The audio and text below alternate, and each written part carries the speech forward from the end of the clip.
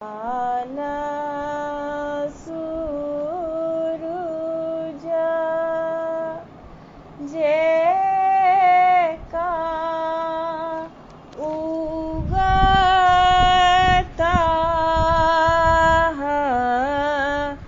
उगी झपता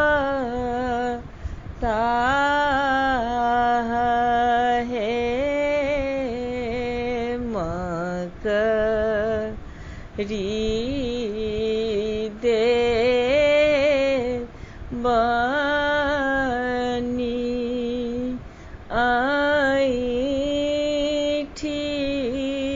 पलटी कहाँ जाए ता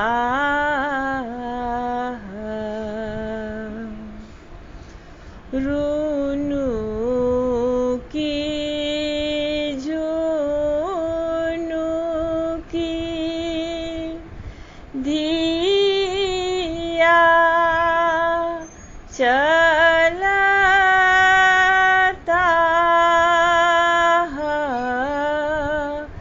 पहु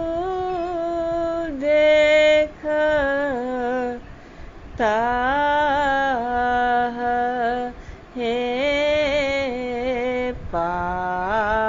पागक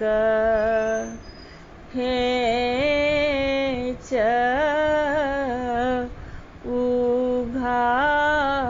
उघारी हृदय बीच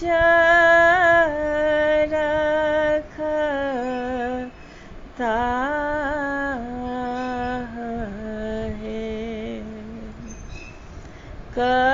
कखनो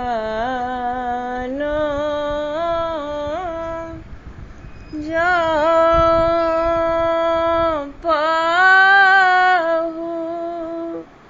रुसता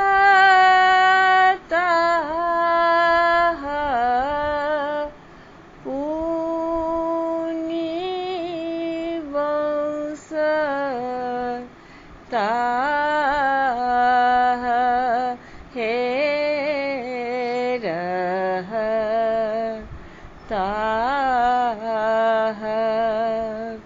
धिया